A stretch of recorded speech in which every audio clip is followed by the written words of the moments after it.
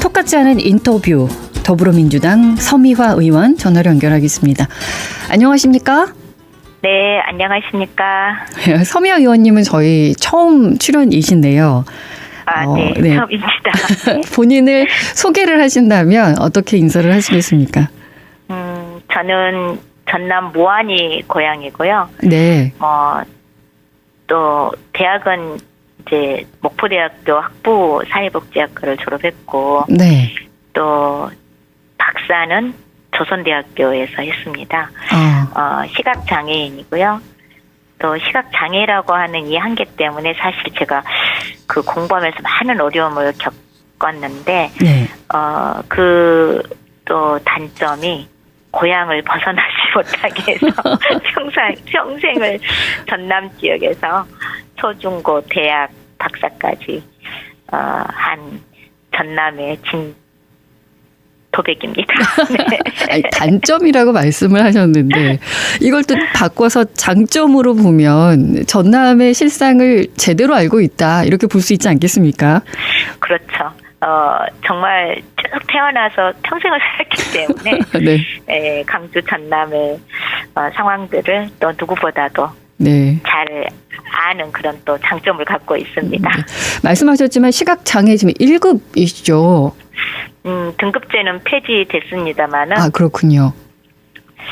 이제 그 과거에 등급제 때 1급이었습니다. 그리고 이제 지금은 19년도에 등급제가 폐지되면서 심한 장애, 심하지 않은 장애 두 가지 단위로 이제 나뉘거든요. 네. 그래서 심한 장애에 해당하죠. 그렇군요. 네. 많이 불편하시죠? 정말 불편하죠. 예, 근데 그때 우리 모든 국민에게 마음을 뭉클하게 했던 장면 중에 하나가 작년 12.3 비상계엄이 있었을 때 그 담 넘어 들어가셨을 때 제가 인터뷰를 하게 되면 이거는 꼭 여쭤보고 싶다라고 생각했던 부분이거든요. 담 넘으셨잖아요, 의원님께서도. 네, 그랬죠. 그때 상황이 어땠습니까? 그때 이제 그날이 12월 3일이 세계 장애인의 날입니다. 그래서 정말 하루 종일 그 장애인 단체들 뵙고 토론하고 집회하고 집에 늦게 들어갔거든요. 네. 그랬는데 갑자기 비상계엄이 선포되는 거예요. 뉴스에서 여기를 들어도 비상계엄, 저기를 들어도 비상계엄 해가지고. 그럴 수밖에 없는 날이었어요, 그날이. 정말 깜짝 놀라가지고 네. 보좌관한테 전화해가지고 빨리 좀 이제 집 앞으로 와라. 네. 이 비상계엄에 대해서 그 국회에서는 저는 굉장히 좀 우려를 하는 사람 중에 한 사람이었어요. 그 전부터서? 네, 그 전부터. 제가 운영위원회를, 그 상임위원회를 보건복지위원회, 운영위원회 두 곳을 하거든요. 네. 그래서 대통령실 질의를 해요. 국정감사 때 대통령실을 했는데, 그 오물풍선을 전혀 이렇게 그 단속을 하지 않는 것에 대해서 이거는 전쟁을 유발하려는 거 아니냐. 라면서 제가 안보실장에게 이렇게 하면서 비상계엄 선포하려고 하는 거 아니냐고 질의를 한 적이 있었어요. 그래서 미리 느끼셨군요. 네, 그래서 이거는 뭔가 이 윤석열 정부가 다른 계획이 있을 수 있겠다 하면서 그 비상계엄이 선포돼도 국회에서 해제하면 된다. 이걸 이제 알고 있었죠.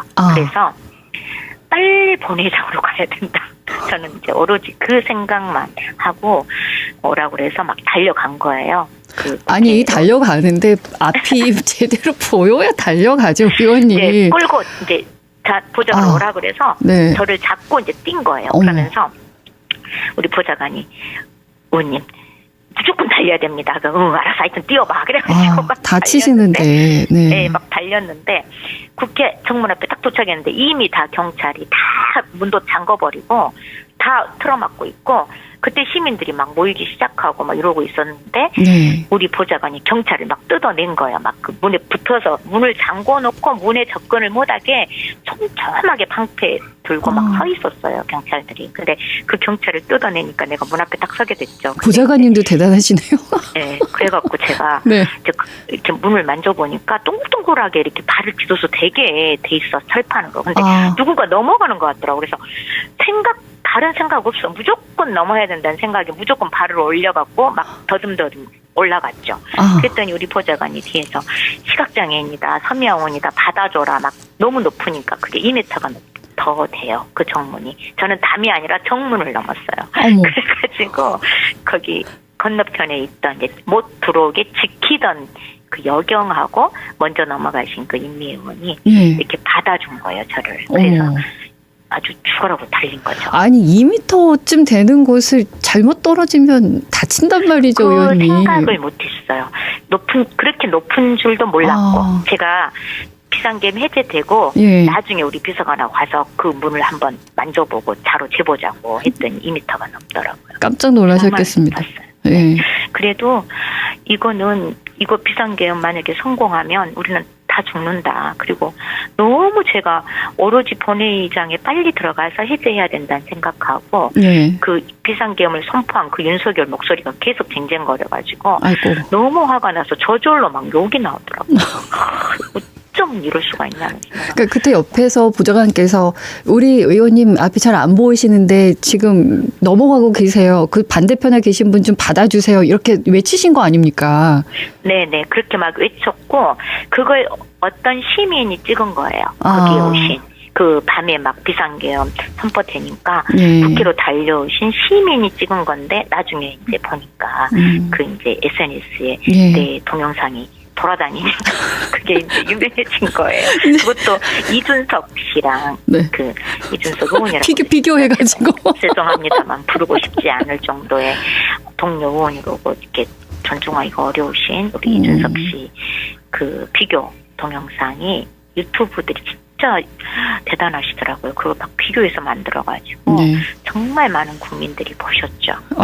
그래서 그때 이제 서 의원님의 손을 잡고 뛴 분이 임미 의원이신데 네네. 경북 영주 출신의 비례대표이세요. 그러니까 네네. 전남과 이제 경북의 두 여성 국회의원이 손을 잡고 계엄을 막으려고 했던 거니까 지금 생각해도 정말 뭉클한 이런 이야기이고 예.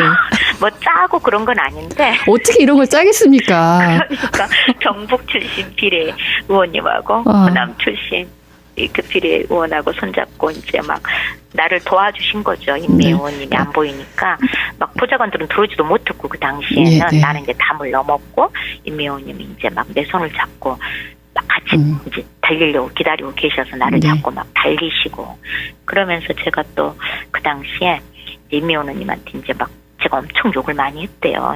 그 윤석열한테. 제가 많이 잊어버렸는데. 그래가지고. 저희 공영방송이라 욕설이 나가는 건 안 됩니다. 조금 자제. 그렇죠. 네. 막 욕을 했다고 하더라고요. 근데 이제 제 기억에는 너무 저는 이렇게 막 화가 나면 예. 우리 전라도 분들, 우리 어머니들 얼마나 한도 많고 그러시면 이제 풀잖아요. 막. 네. 그래서 막 저도 막 너무 화가 나서 화를 좀 풀면서 예. 빨리 가서 의사병원 지켜야 된다. 이제 우리는 이렇게 말을 하면서 달려보는데 근데 지금은 이제 웃으면서 이런 이야기를 할 수 그렇죠. 있어서 얼마나 다행스러운지 모르겠습니다. 너무 감사하죠. 예, 이제 국민 국회의원들의 이런 마음 또 국민들의 이런 행동들이 쌓이고 쌓여서 이재명 정부가 공식 출범을 했고 약 20여일 정도 지났는데 지금까지 이재명 대통령의 행보는 어떻게 보십니까? 정말 뭐 워낙에 일을 잘하시는 분으로 알고 있었지만 이렇게 잘하실지 정말 깜짝 놀랐습니다. 아, 진짜 첫날부터 여야 협치를 위한 국회 오셔가지고 그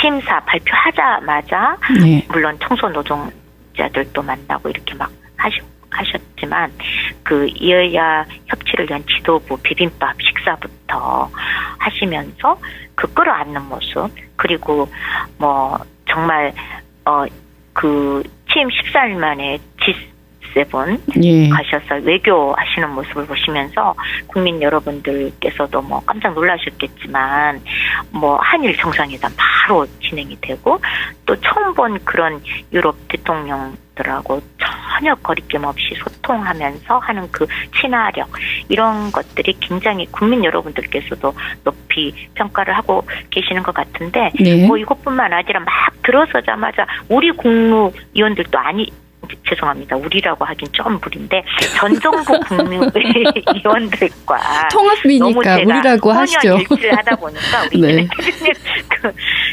다 윤석열 정부 국무위원들과 국무회의를 바로 진행하면서 그 민생 회복과 또 뭡니까 정말 그 적정인지 그 북한 그 방송들 전부 멈추게 하면서 그 북한 적정지에 있는 그 분들 일상으로 네. 돌아가게 했잖아요. 네. 그리고 또 바로 정말 울산에 가셔서 AI 산업 이렇게 하면서 앞으로 미래 먹거리에 대한 것들 이런 것들 행보를 보면서 진짜 잠도 안 주무신다 생각이 들 정도로 만족스러우시군요. 너무 만족스럽고 제 만족이 아니라 국민 여러분들께서 제가 이제 보조 검색을 해보니까 네. 엄청 저쪽 편에 있던 분들도 상당 부분 생각보다 잘한다. 이제 약간의 칭찬은 이렇고 이제 우리 쪽 사람들은 정말 기대 이상이다. 네. 잘하신 줄은 알았지만 너무 잘한다. 네.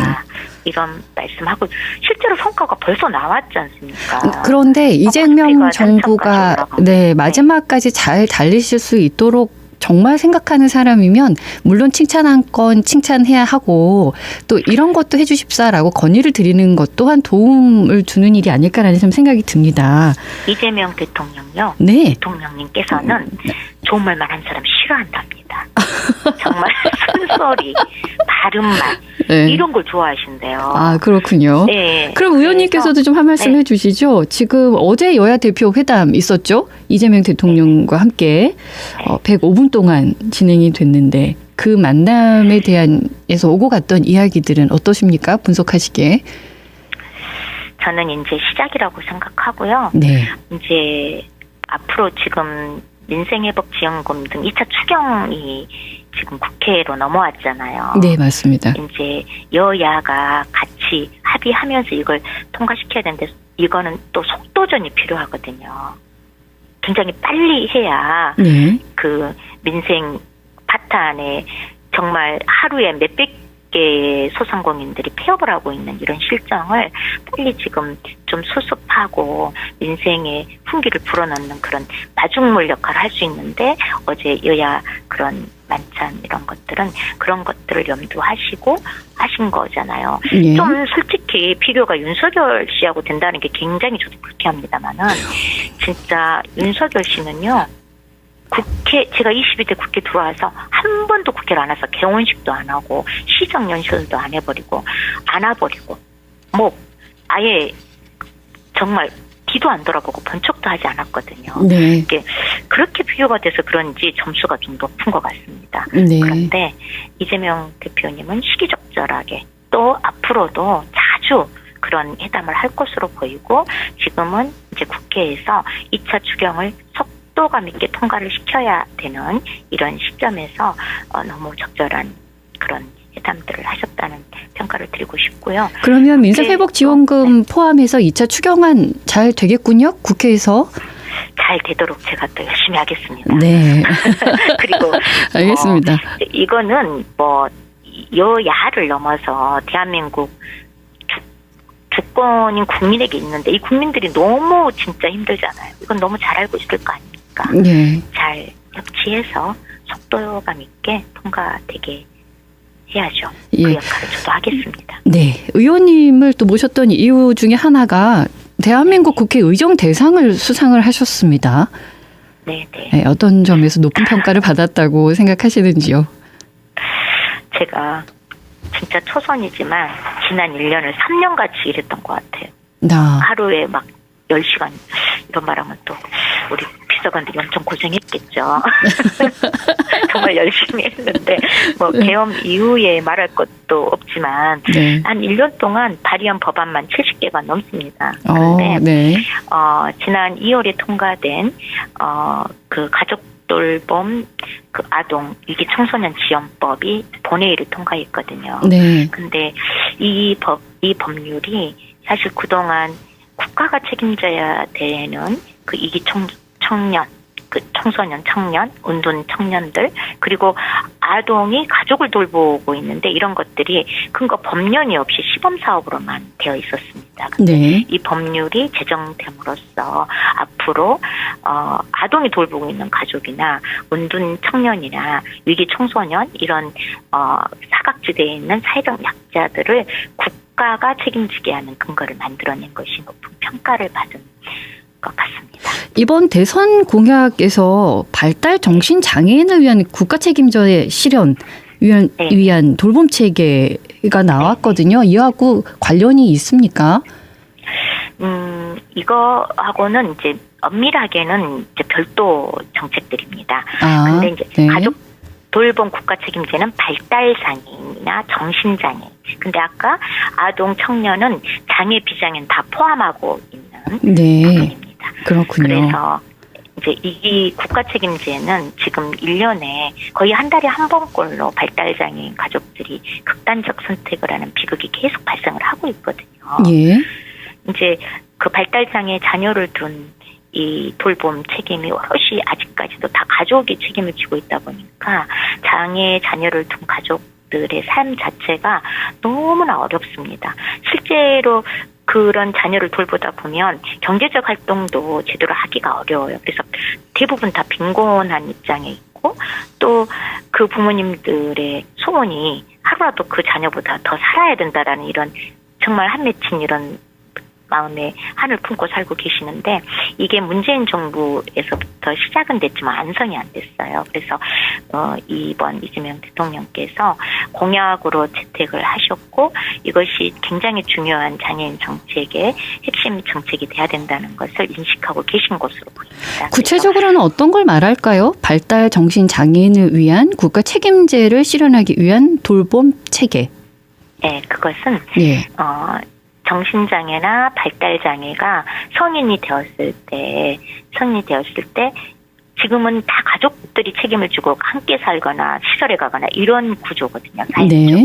그런데 정책적으로 이들이 자립할 수 있는 주거 지원에서부터 활동 지원 서비스 또 직장 생활을 할 수 있는 취업. 그래서 전혀 가족이 돌보지 않더라도 체중증 장애인이라도 24시간 활동 지원을 통해서 또 독립적인 주거 공간을 확보하게 해서 자립하게 해서 지역사회에 살게 하겠다는 뜻입니다. 그래서 가족들이 보통의 비장애 가족처럼 만나고 싶을 때 만나더라도 돌보기 위해서 만나는 것이 아니라 가족으로서 만나게 하는 거죠. 그리고 오롯이 돌봄은 국가가 책임을 지겠다는 뜻입니다. 본인도 그렇고 가족도 그렇고 삶을 찾아갈 수 있도록 해주는 정책이군요.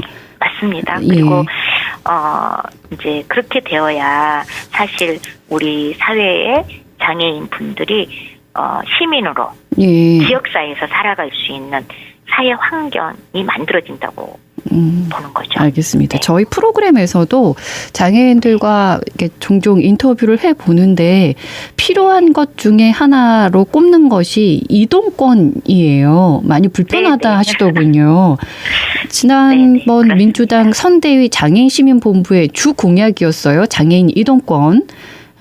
시민권의 핵심이라는 평가도 있는데 이것을 앞으로 어떻게 변화시켜 가실 정책인지 여쭤보겠습니다. 이재명 대통령 공약에 들어가 있습니다. 장애인 이동권 확충이. 예. 그래서 장애인 콜택시 확충의 문제 또 유니버셜 디자인을 통한 도로라든지 환경에 무장애 환경을 만들어서 이동권을 보장한다든지 또 장애인 지역 간 이동권에 대한 지역 간 격차를 없애는 거라든지 또 시스템 온스톱 시스템을 만들어서 장애인들의 이동이 지역과 지역 간의 어떤 다르지 않게 전국을 다니게 한다든지 이런 것들이 지금 공약에 담겨져 있고 국정 과제로 들어갈 수 있도록 지금 계속 제가 모니터링을 하고 요구를 하고 있는 중인데 제가 22대 국회 1호 법안으로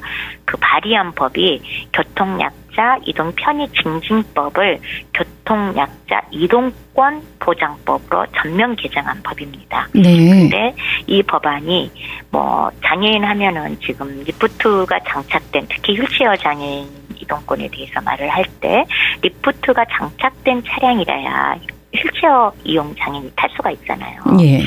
근데 이런 것들이 특별 교통수단이라고 하는 콜택시에만 이렇게 이제 그 장착이 돼서 지역에서 콜택시를 타고 장애인 콜택시라고 하는 특별 교통수단이죠. 그걸 타고 이동하는데 지금 현재 그 이동권이 전부 지방 인양 사업으로 지방비로만 지원을 하고 있어요. 네. 그러다 보니까 지자체에서 지자체로 못 넘어갑니다. 아직도. 전남에서 전북을 못 가요. 네. 그리고 밤이 돼버리면 22개 시군 전남에 통합 콜센터가 있다고 해도 강주는 좀 다르지만 이제 강주시 광역단이다 보니까 근데 이런 그 농어촌 시군구를 끼고 있는 곳은 군단이 이런 데는 밤 돼버리면 운행하는 차량 수가 확 줄면서 아예 가지를 못해요. 그렇군요. 그래서 밤에 부모님이 무안에 사는 장애인이 어디 구례국성 이런 부모님이 돌아가실 정도가 되셔도 그 시간에 못 가는 거예요. 이게 이동권이 보장이 안 되니까. 네. 그래서 이제 이동권 차량 확충이라든지 시스템의 원스톱 시스템이라든지 지역 간 격차 해소라든지 그리고 콜택시뿐만 아니라 모든 버스의 저상버스 도입이라든지 또 그 버스나 뭐 이런 콜택시뿐만 아니라 택시 그리고 선박 항공까지 전부 장애인 편의를 보완해서 설치할 수 있도록 하는 법이 교통약자 이동권 보장법입니다. 예. 그래서 이 법이 22대 국회에서 반드시 통과돼야 된다. 지금 우리 민주당에서도 이제 지난 처음부터 사회적 약자 관련 법안을 이제 그 민주당의 그 당론으로 삼고 추진을 하겠다고 하셨었거든요. 네. 이제 지난 이제 5월까지는 야당이었지만 이제 여당이 됐잖아요. 한결 수월해졌습니까? 이법 활동 펼치시는 것이? 장애인 이동권만큼 네, 네. 정말 제가 국회 들어와서 또 이재명 대통령께서 대통령이 되어서 정말 이동권은 이제 보통의 비장애인처럼 보편적 시민권으로서 보장되는 정책으로 자리매김됐다. 이 말을 꼭 들을 수 있도록 제가 최선을 다하겠습니다. 예. 이재명 대통령님과 함께. 서미화 의원께서 예, 그 누구보다도 다 너무나도 잘 알고 계시는 내용들이기 때문에 뭐 제도를 네. 개선해야 된다거나 입법 활동도 어떻게 해야 된다거나 또 지금은 이 뜻을 펼칠 수 있는 기회가 더 많아졌기 때문에 반드시 해내실 거라고 생각을 합니다. 네, 많은 분들이 제가, 기뻐하시겠군요. 네, 많이 가르쳐 주십시오, 시민 여러분. 뭐 하라고 이렇게 너무 잘 아시더라고요. 네. 그래서 시민들의 목소리, 또 우리 장애인 당사자들의 목소리를 존중하고 정말 경청하면서 함께 해 나가겠습니다. 예, 장애인의 참정권 보장을 위한 민주당의 주요 활동 그리고 현장에서 확인하신 의미 앞으로도 저에게도 전달도 좀 해주시고요. 전남에서 쭉 커 오셨지 않습니까? 네, 예, 네. 지호민께 마지막 말씀 남겨주시죠. 정말 우리 전남 도민 여러분 그리고 강주 시민 여러분 다시 한번 정말 감사드립니다. 항상 우리 전라남도 또 우리 강주 시민 도민들께서는 나라가 어려울 때 대한민국이 민주주의 위기에 처할 때마다 가장 앞에 앞장서셔서 나라를 지킨 정말 영웅들이신데 이번에도 윤석열 비상계엄 때도 그러셨고 또 정말 민주정부 수립을 위해서도 강주 시민과 전남 도민이 전국에 투표율 1위입니다. 정말 강주 시민, 전남 도민이 없었으면 어찌해버렸을까라는 이런 생각이 정말 들 정도로 네. 정말로 감사드리고요.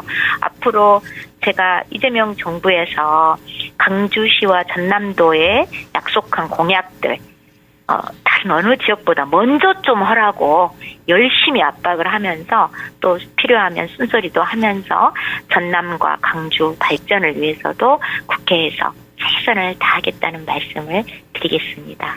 예, 국회에서도 그렇고 또 동영상으로서 유명인과 제가 인터뷰를 해서 영광이었습니다. 의원님 고맙습니다. 네, 감사합니다. 네. 네, 더불어민주당 서미화 의원과 함께했습니다.